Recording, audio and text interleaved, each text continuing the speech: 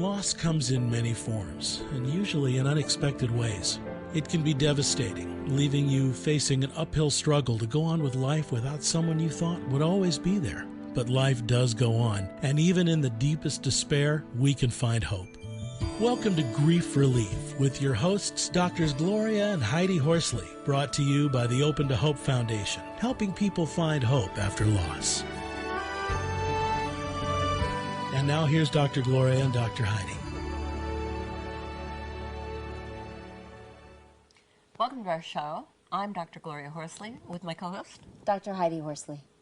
Well, Heidi, this is really an important show today, and it's really important because we have the Open to Hope website, and we have over 500,000 people visiting our site every year looking for hope after loss, and we found that the second thing most searched for on our site is parent loss. Yeah, absolutely. I mean, a lot of people are losing their parents at all ages. That's right, and they're looking for that kind of information on the show, so we wanted to try to do more shows on parent loss because we know that you're looking for it out there. So, Heidi, we've got some great guests today, and one of them is a very good friend of yours, and you want to introduce, talk about who's going to be on the show today? Sure. Dr. Corey Busolari is my very dear friend, and we met the first day of my doctorate program 15 years ago, I think it was. And so, yes, she is a professor at University of San Francisco, and she's in private practice. And she is an expert on grief and loss and on resilience. So I cannot wait to have her here. I'm very excited to have her here. And then we're going to have a special guest who's going to be talking to us about yoga. And a couple of weeks ago, we had Lynn Prashant on. And it's very key because Lynn Prashant brought him to the United States. Wow, that's amazing. Yeah. And are we going to say his last name right? I don't know. I was thinking of that. He'll have to correct us when he comes on. Okay. Antonio Sausys. Okay, well, both of us were hoping the other one would say it. Yes. So, Antonio. But we're going to close the show with a fabulous band. Yes. And that's the Pali Rocks Band from Palo Alto High School. And the person that's brought the band to us is my grandson, Scott Horsley, Scotty. Scotty Barra. Scotty Barra. Oh, my gosh. Well, Scott Horsley actually did. Well, this is true. I'm loving that she's saying Scott Horsley because Scott Horsley is my brother and Scotty Barra is my nephew, and he was named after my brother. So there we go. Yeah. Yeah, and they'll be playing, and they're going to take us out of the show, and it's going to be really wonderful. So let's start right now and interview Corey. Okay. All right. Corey, welcome to the show. Hi, Corey. Hi, thank you so much. It's so great to be here. It's great to have you on, and you're such an inspiration because I know I've referred a lot of people to you because you have had so much trauma in your life, and you have just, used it. So I don't know how you've done it. Talk about your losses. So when my dad got sick, initially got very sick when I was 5 years old, and had I think it was 1969, one of the first open heart surgeries ever done in the world. Wow. And then at the time, we never thought he would live. At least, my family just never did. But he lived another 6 or 7 years, but he died when I was 14 of coronary stuff. And 4 years after that, 4 or 5 years after that, my mother died of lung cancer. Wow. So I was pretty young when both my parents died. You were 19 and had no parents. No parents. That's amazing. Yeah. Yeah. And the interesting thing is because I was thinking about sort of the relationship, sort of the trajectory of what happened to one parent when the other one died, and how that sort of impacted the relationship and the way that I experienced the loss as well, which was a pretty profound kind of situation. My mother, I kind of frame it like she died of a broken heart because I think after he died, she just got sick.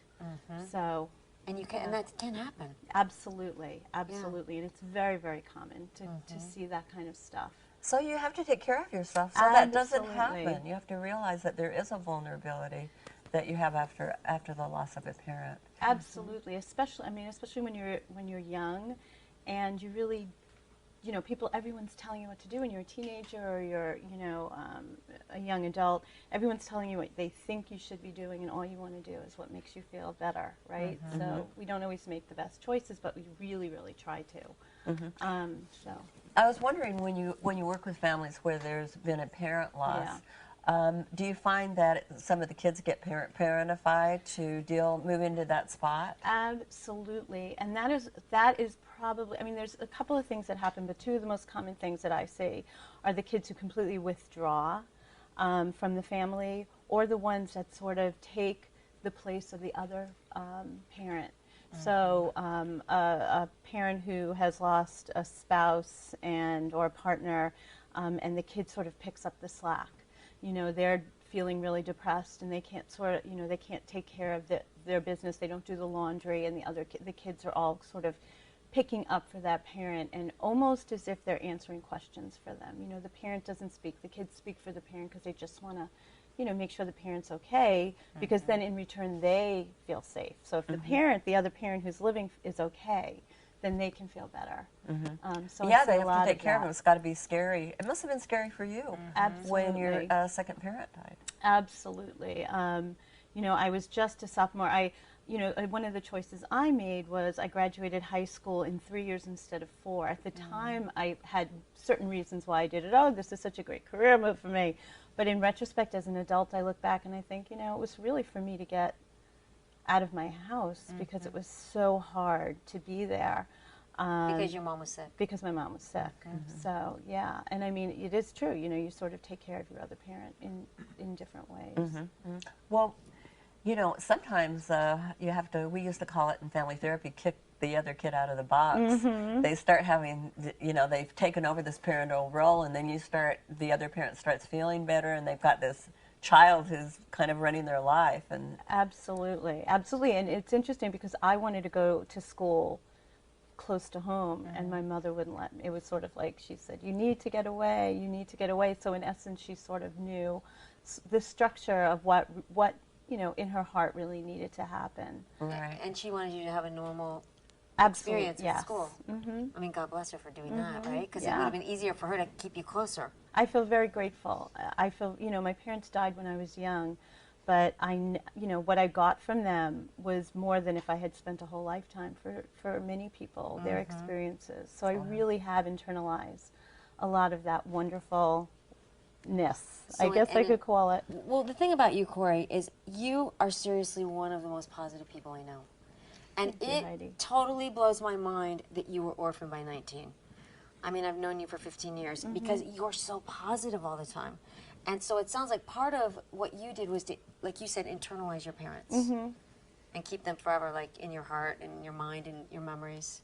And I try to. And, you know, in my work with teenagers who have lost parents, you know, as you guys know, you've written about working with teens in grief, that, you know, if you notice they're okay, you know, they sort of tell you what's going on, and you sort of have to take their lead. Some kids do very well, and they're okay without a lot of therapy. Others need a little more support. But when I was young, nobody offered anything. There was nothing out there to really offer. And I think the biggest thing is to be able to offer the kinds of services for teenagers who lose their parents, so that they don't feel isolated. They do feel like other people understand what's going on, and they don't feel like they have to hold it by themselves. that kind of fits into that whole community thing we keep talking about, Heidi. Oh, for sure. We don't grieve alone, we grieve in community. And I think that's what's happening with Facebook, with the internet. I think we have just, we're coming into so much community. Yeah, Facebook's a powerful way for teens to grieve, because it normalizes it, and that they realize I'm not the only person out there that's had a parent die or that's had a sibling die. And they're getting feedback like, I'm so sorry, Right. you know, I feel for you. Well, it I'm also here. gives everybody out there opportunity to pitch in and say, I mean, everybody's thinking, all the other teens are thinking, this is terrible, this is awful. And they could say, I'm really sorry that this has happened to you and all that kind of thing. Because people are thinking about it, and they think about it for years. I mean, people are pretty darn compassionate out there, and now they're given the opportunity to express it. And for teens to allow others to give them that. And to see Facebook as a community thing that we can do. Well, listen, thank you so much for being on today. And we want you to say we're going to introduce our next guest, and then we want to take some questions. But what I want to say to everybody out there right now is the most important thing I think about seeing Corey right now is if you're a parent and your other spouse has died or whatever, that your kids will be okay. Yes, I was just thinking that. This has not destroyed Corey's life. It's made her who she is today. A very resilient person and with a lot of strength. So that is an important message for parents. Absolutely. Well, now, Thanks, thank you, Corey. I love you. Thank you. And now we're going to meet Antonio. Yes. You haven't met him. I have, Heidi. Well, you met him here, but I spent some time with him at the ADAC conference, Association of Deaf Educators. So got to know him a little bit. He's a fabulous guy, and I know you're going to enjoy meeting him. And we're going to have a roll-in of him talking about his yoga and his philosophy, and then we'll meet him in person. Okay. All right. My mom and I were truly good friends. And when she died of a stroke at the age of 54, I was pushed into a split personality disorder that allowed me to not get in touch with my grief. When 2.5 years later I was finally able to do so, one of my ribs had created a calcification in the place where it meets the sternum bone, much like those the bones create after a fracture to strengthen the skeleton. I have not had an accident. And yet, what my body was expressing was quite clear. I had a broken heart. Few years later, my teacher and mentor, Lynn Prashant, an outstanding therapist from the San Francisco Bay Area, asked me to design a routine with yoga exercises to address the physical symptoms of grief. I was thrilled, hearing someone acknowledge that grief deeply impacts also the body. And so I created the Yoga for Grief Relief program. My program is not intended to help individuals not feel. Quite the opposite. It helps grievers be in touch with their full palette of symptoms of grief so they can understand and also determine that new identity that emerges after an important loss. As in many other moments in my life, yoga assisted me at a time of extreme difficulty, with that deep and insightful knowledge that put me a step closer to my spirit. I am Antonio Sausys. All right, Heidi. Well, let's meet Antonio. Okay. Hey, Antonio. Hey, Antonio. Welcome Nice to to the meet you. show. Hello, Gloria. Thanks for having me. Great to see you. Hello. Well, Antonio, I love what you said about the palette. I think that is so great because you think of the palette of all the things about our life. It's not just one thing. Sometimes you think about grief as some big black hole that you fall into, and you tend to kind of put everything in the hole, but that's not really the way it is it? It's here and there and what we miss and that kind of thing. And what's worse is that perhaps people just think that grief is associated with sadness, and that's all it happens. And the truth is that grief affects the mind, the body, and the spirit in particular ways. And so that's why I think it presents such a wide palette of feelings and emotions and sensations that unless addressed properly and in their entirety, then you're always missing one part. Now, you didn't always know this, though. After your mom died, you really were close to her, and she was quite a character. I've seen some of her pictures, and quite a charmer. She was. And you were really close to her, and it just fractured you. It did. And what is amazing is that I really managed to not feel, or to feel very little. My experience was that when the pain of grief would come, and this usually would be in the morning as you wake up, as it usually happens, and you realize your new reality, the pain would come, and I would just switch, like with a little switcher, and under the premise that she didn't bring me up to be a sad creature crying in the corners. Here I was dancing, Yeah, going and out where with were you? girls. Where were you saying- living then? This was down in Uruguay. Yeah, Uruguay. Yes, So, Uruguay, and you were South so you were America. dancing and Yeah, dancing, straight A's at college, everything fine until 2.5 years later when I finally was able to get in touch. But then my body had created this spur, this calcification, and now how learned. did you find yoga?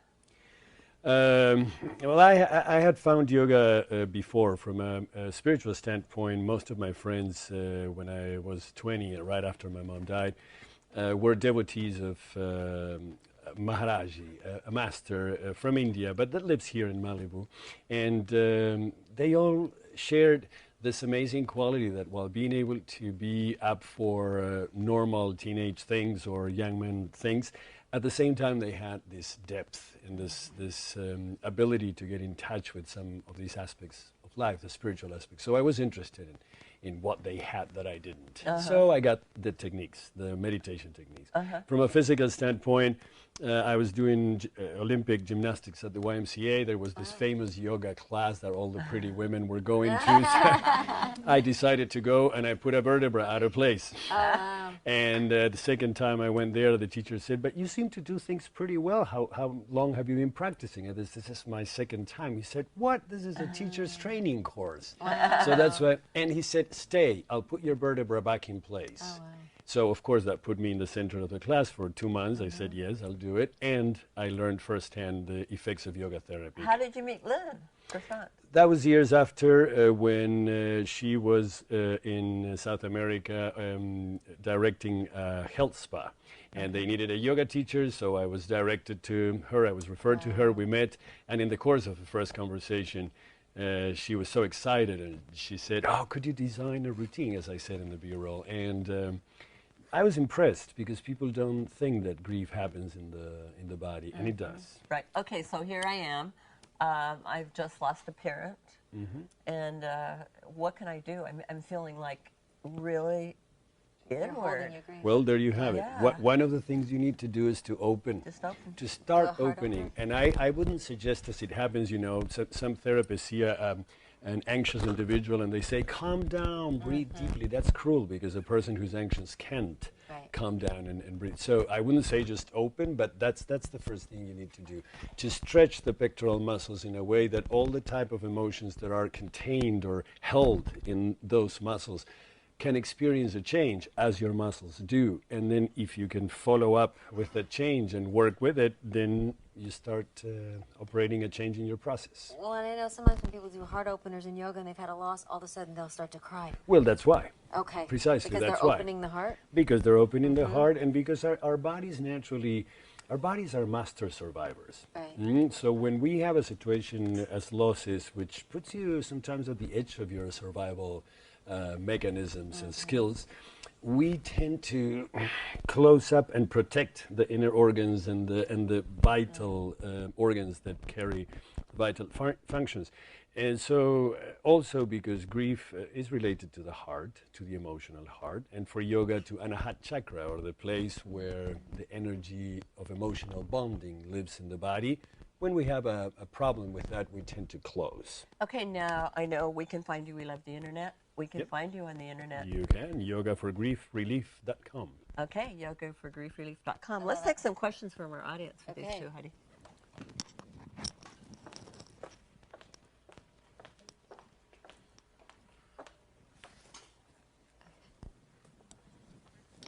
Corey, I understand you like animals. Have they helped you through your losses? Oh, goodness. Yes, I have to say, and that it's If people didn't hear that, you love animals. I right? love animals. It's a whole different show, but absolutely. Animals, the bonding we have with animals is very similar to the bonds we have with humans in the way in which we can draw support from just holding. So much research about how it helps our physical and mental health. Just holding and petting them and bonding with them is immense. So absolutely, yes. Thanks. Antonio, do you have something special you do to remember your mom? My work. I would say that my work is what I do because every time I can assist other individuals in going through the process of grieving and through loss, I am reminded that she didn't die in vain, and that after all, even though it took me 2.5 years to start and then complete, what she wanted, that was for me to be an alive individual and not be defined by my grief, I continuously do. So in helping others not be defined by their grief, I find that I'm still in relationship with her. That service aspect is so important. Yep. When we can finally move out into service to other people, it is so freeing. And because as we do it for others, we're doing it for ourselves. Absolutely. Absolutely. Boy.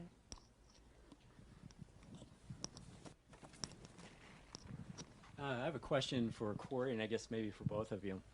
Is there any rituals you do to remember your parents? I lost my parents a few years ago. And any rituals you do, like yearly rituals, or to remember? My parents were very connected to music, and my connection with music is from my parents, and they used to always sing to me and sing to each other. And so one of the rituals I do when I really want to feel connected to my parents is to play music that they used to play for me from, I was just playing one today from like Otis Redding, or just things that make me feel so connected, and it's a beautiful, beautiful thing. Mm-hmm. And in my case, it's interesting how the body remembers beyond what the mind wants to remember, because around the time of my mom's birthday, my body starts to feel some of the symptoms I felt back when she died. So I know the time is coming, and that's when I do a little, lighting of a candle and just celebrating her life, and thinking that through me there's an aspect of her that continues on, and asking for that light to illuminate, to enlighten my process as she did when she was alive. I like that. The candle's so great. Well, Heidi, another one. Good. Okay, one more question. Do you understand?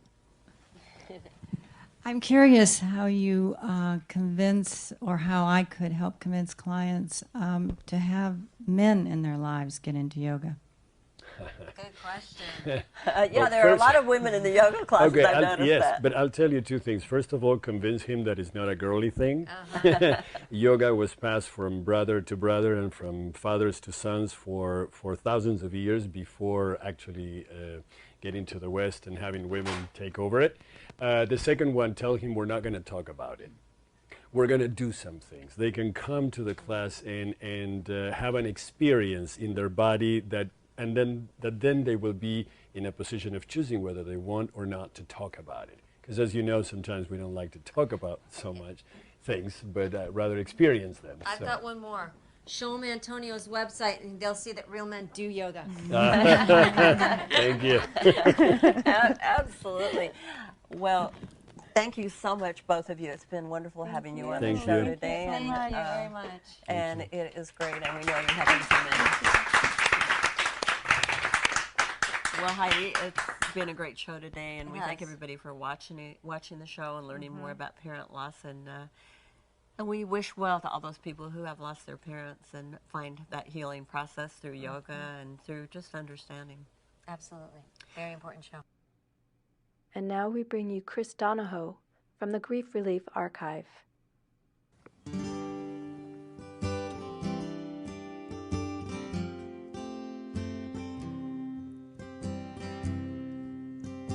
Light and dark a blur, pray to some cruel saboteur, and you march.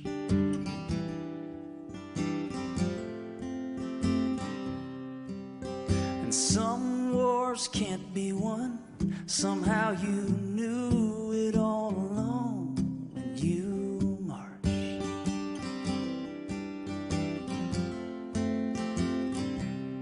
You don't down, your feet numb to the ground. March to your own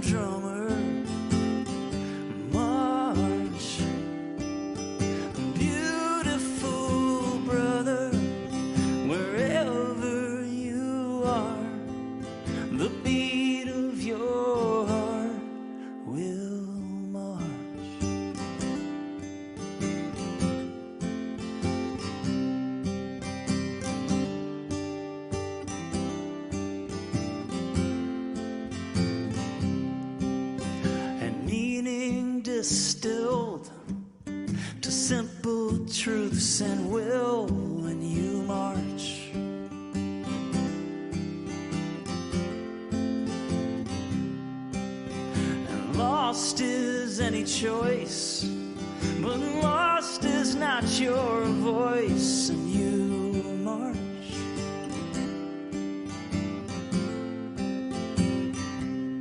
And what's broken can't disguise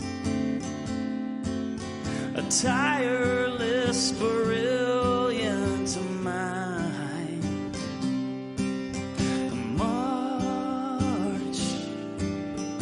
to your own drummer. March, beautiful brother, wherever you are. The beat of your heart will march. Will march.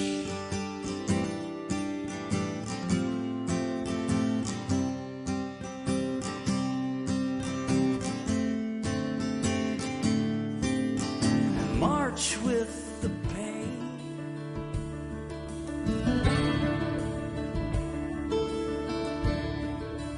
This has been Grief Relief, hosted by the mother-daughter team of Dr. Gloria and Dr. Heidi Horsley. This show's been brought to you by the Open to Hope Foundation, helping people find hope after loss. Be sure to visit Dr. Gloria and Dr. Heidi at opentohope.com, where you can listen to radio programs, watch past episodes of Grief Relief, read articles, and view books. You can also join them on Twitter and Facebook and put your events on their international calendar. Thanks for watching, and remember, others have been there and made it, and you can too.